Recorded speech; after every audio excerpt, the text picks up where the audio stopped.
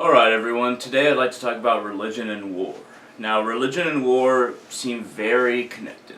Many people claim that religion causes war, that these codes that people follow so intently, so completely, are what causes people to basically participate in conflict, initiate conflict, or defend in certain ways.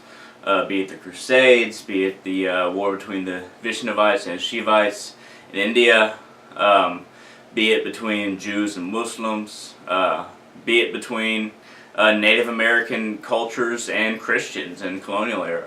But when it comes down to religion, or spirituality and religion and war, the people who commit violence, in my opinion, are more using religion or their spirituality to do what they feel that must be done or that they want to do. There are many violent people in the world that simply want a reason to destroy their enemies, to destroy those who they feel are a threat to them. And throughout history, now and probably in the future, most people are afraid of the other, of the ineffable other, the ones who are not like them, and they think that are so different from them that they can't possibly be the same kind of human that they are.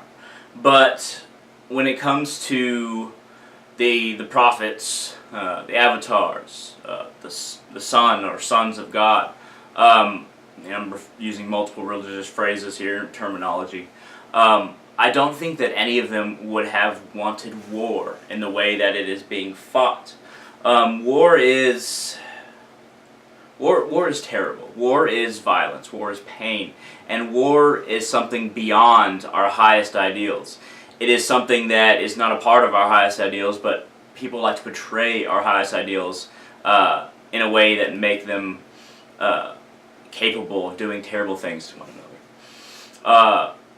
Now, this is just a general rant. I don't want to give you the idea that this is very specific, but I'm just talking about the general nature of religion and war. I've been studying religion and war for a long time. Religion since I was 8 years old, 25 now, and war for years, not as long, but years. They've held a fascination for me, religion and war. And I developed my own Hindu, Asatru, and Vodalisant beliefs through study, through practice, through seeing what works. But this isn't going to be a video about why my way is superior. I mean, I obviously think that I'm right, but that doesn't mean that I believe that everyone else is going to hell or everybody else is wrong. It's not always cut and dry who's right and wrong. It's just a system of paths, a series of paths towards the same goal. Now, some paths are more skillful than others. Some paths curve around and lead the wrong way. But we're all trying to head towards the same goal, and this goal is oneness, in my opinion.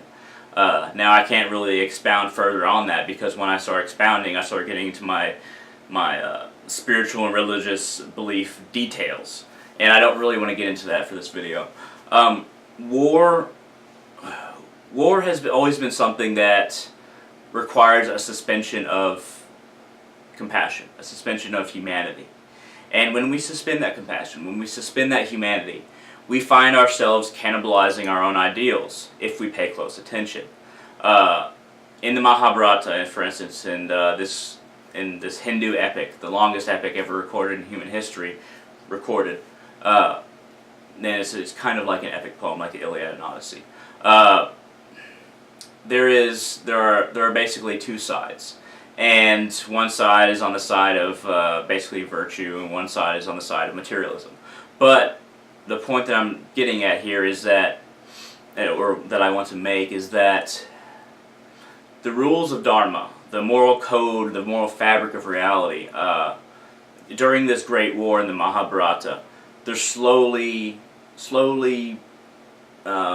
basically relinquished. The rules of war, not to fight at night, are relinquished. Not to raise arms against a woman are relinquished. Not to raise arms against somebody who has laid down their arms is relinquished. Not to stab and a person who has relinquished their arms. But all these different rules that are in the Mahabharata all these different rules as far as what proper war is supposed to be are tossed aside one by one. And this is what always happens in all wars, is that we have these ideals of what war is. We have these ideals of who we are. And the longer we fight, the longer we allow hatred and the practice of violence into our hearts, the more we get away from the purpose we're trying to achieve and who we were before. The more violence we participate in, the more pain we allow ourselves to inflict, the greater the division between who we want to be and who we are becomes. Now, the nature of war has always been the same, regardless of what era, whatever time we've been in. There's been some wars that have been fought justly. In World War II, the United States and the Allies fought very well compared to most other wars, as far as how captives were treated on the Allies' side, by the Allies specifically, on how the enemies that were defeated were treated through the Marshall Plan. Germany and Japan were actually built up in a way that they would not have realized before, and in a very compassionate way that they would not have treated us in the same way if they had won. But regardless of those details, we still, for instance, we're still using World War II, we still bombed innocent civilians and killed many innocent people, babies, children, women, and the elderly, and men that were non-combatants. Now this goes against our code. We don't support killing innocent people in society, but in war, whether you believe it's necessary or not, that is what happens. That is a necessity, according to some people. And that's why war is so terrible, because it brings us away from who we are as human beings. And religion, those who practice it skillfully, those who keep to their moral ideals in peacetime, in religion. Not all people who are religious do that in peacetime. That even if in wartime, they are brought away from those ideals. They are brought away from the ideals that they held to even when other people didn't in their religion during peacetime. And this is why war must be avoided, not at all costs, but at most costs. Now, sometimes we do need to defend ourselves. Sometimes we do need to address a problem. If we're being attacked, if there is imminent danger of attack, or if there is a terrorist group, we need to address that through battle, through war.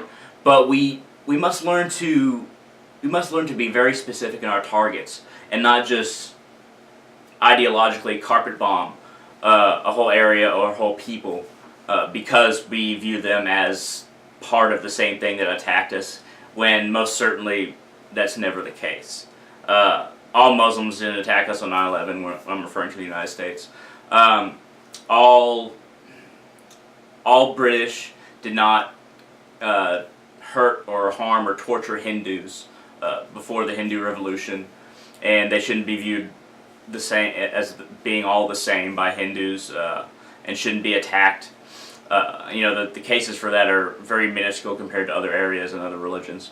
But the point is, we must learn who the exact enemy is, not just decide to attack an ideology or religion, a people, a culture, an ethnicity, a skin color. We must find the culprits and go after them specifically if we're going to fight a proper war. If there is even such a thing as a proper war, we must go after the people specifically responsible and not the people in general, because that's when war leads us most away from our highest ideals in religion, in spirituality, and even in philosophy and politics most of the time.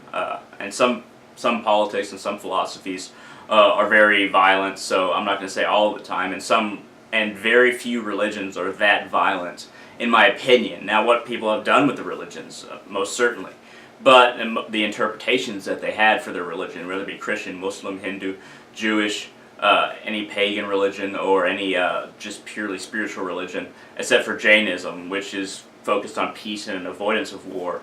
What people have done with those faiths, that doesn't necessarily mean that faith, that belief system is violent, is wrong. It just means that the people who perpetrated acts of of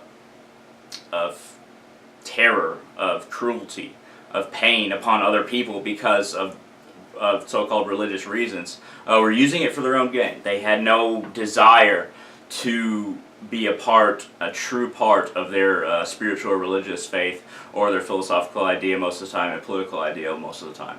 But these are just my opinions. And I'm going to go ahead and end the rant there, but I would urge everyone to truly look at different religions and truly look at different philosophies and political ideals and decide, where you stand on it, first of all, and second of all, what do you think the response is? And if the response is war, you might want to look more carefully at yourself, because war is the answer in very few circumstances, but it's taken up in most circumstances, unfortunately, if we're looking at human history. Because of differences, because of fear of the other, because a desire for dominance. But I'll end it there, and I'll go ahead and say, if you enjoyed this video, please give it a like down there, that thumbs up button. If you want to comment, if you want to engage me in discussion, feel free to comment down there in the comment section. But thank you very much for watching, and may peace be upon you all.